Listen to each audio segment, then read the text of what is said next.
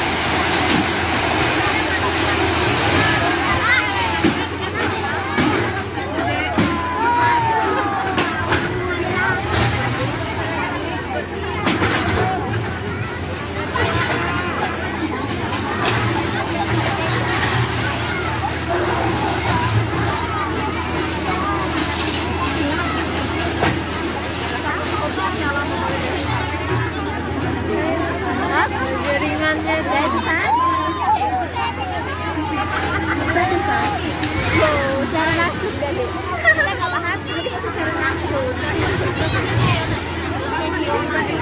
Hah? Ini masih panas ini. Masih panas. Tapi ini simpanannya tidak berkokok di masalah tanah. Ada jual tanah.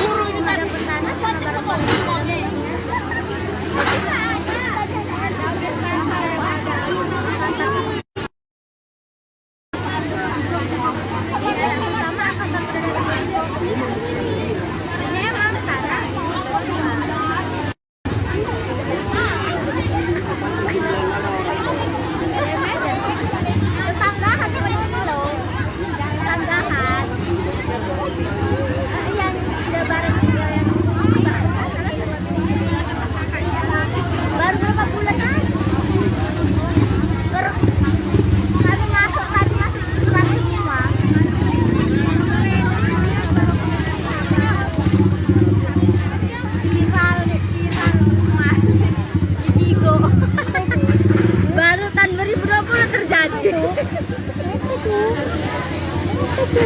Iya, iya.